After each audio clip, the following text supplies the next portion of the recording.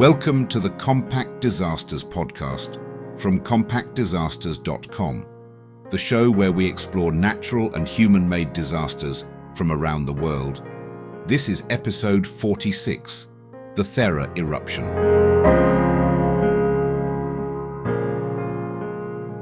In the middle of the Aegean Sea, where today the island of Santorini gleams white against the deep blue water, lies the shattered remnant of an ancient volcano.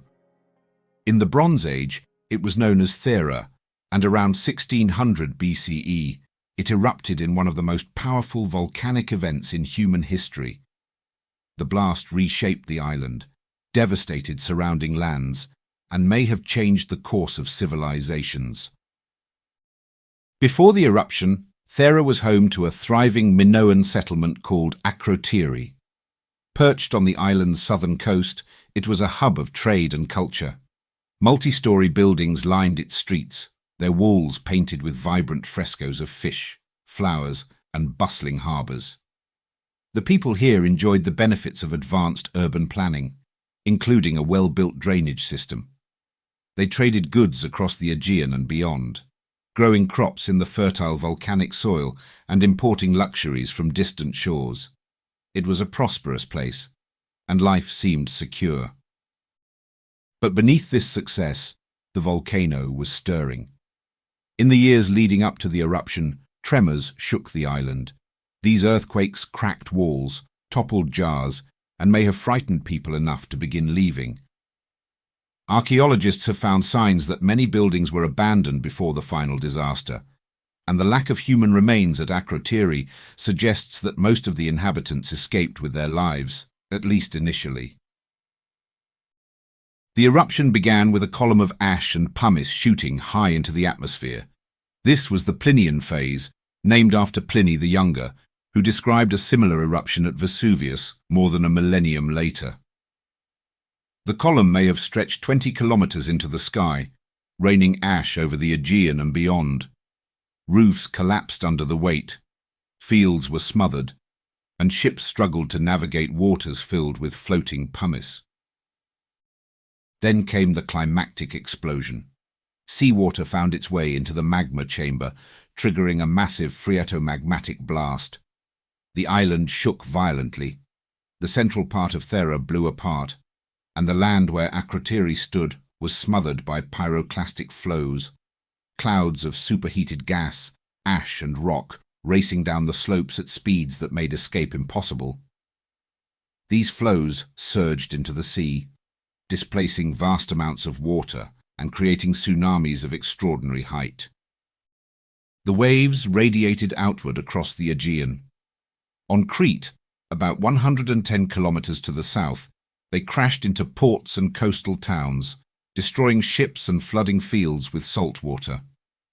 Other islands in the Cyclades were struck as well, and some evidence suggests the waves reached as far as Asia Minor and the Levant. For those who had fled earlier, there would have been no safe harbour along the sea's edge. When the eruption ended, Thera's once circular shape was gone. In its place was a jagged ring of islands surrounding a vast, water-filled caldera. The heart of the island had collapsed into the empty magma chamber, leaving cliffs where land had once stretched. The Minoan civilization, centered on Crete, suffered deeply from the disaster.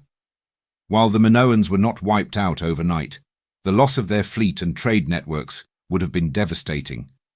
Harbours destroyed by tsunamis, farmland coated with ash, and the loss of seasonal harvests could all have weakened their economy.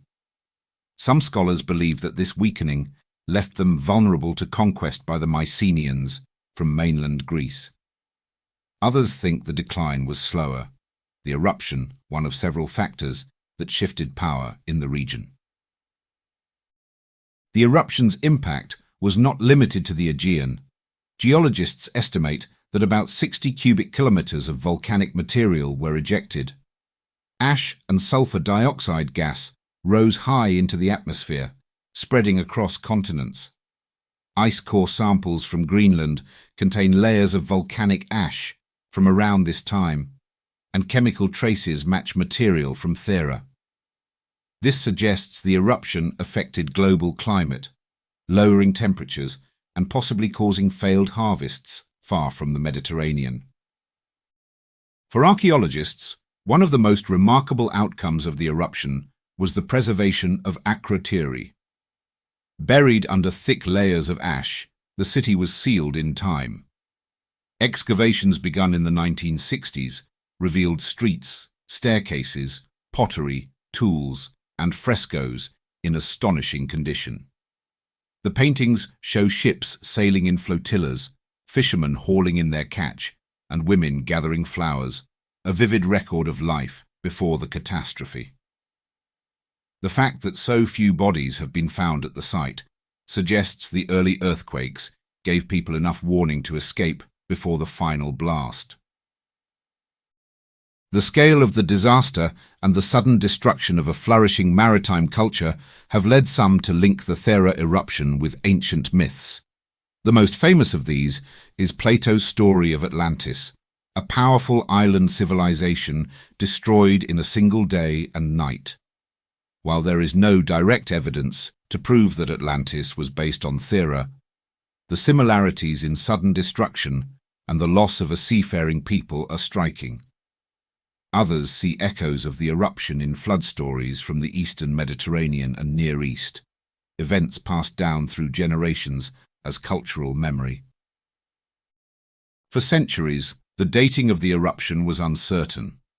Archaeologists working with pottery sequences and Egyptian records suggested a date around 1500 BCE, while radiocarbon dating of organic material from the site pointed to about a century earlier.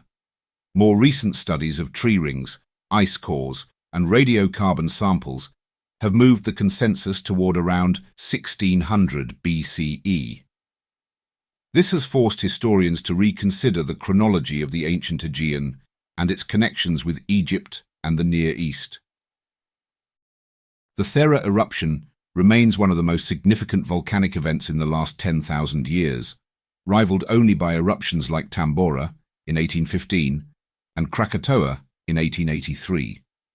Its local effects were catastrophic, but its reach extended far beyond the islands. It altered landscapes, disrupted trade and agriculture, and may have sent climatic ripples across the globe. Today, Santorini's dramatic cliffs and sweeping caldera are a legacy of that explosion. The volcano beneath remains active, though in recent centuries it has erupted only on a much smaller scale. Scientists monitor it closely, aware that the forces that tore the island apart once could awaken again.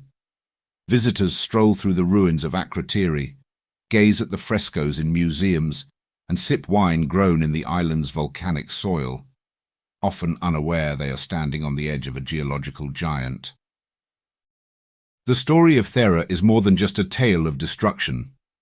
It is also a story of preservation, of how ash can entomb a city so completely that its art and architecture survive for millennia. It is a reminder that human history is shaped not only by kings and wars, but by the unpredictable and often overwhelming forces of nature. The people of Akrotiri could not have imagined that their vibrant port town would one day be known as a lost city, uncovered thousands of years later by strangers speaking an unknown language. The eruption of Thera stands as one of the great turning points in the prehistory of the Mediterranean. It reminds us that civilisations, however advanced, are never entirely in control of their fate. Beneath the calm waters of the Aegean lies the memory of an event so powerful that it changed the land, the sea, and perhaps the stories people told for generations afterwards.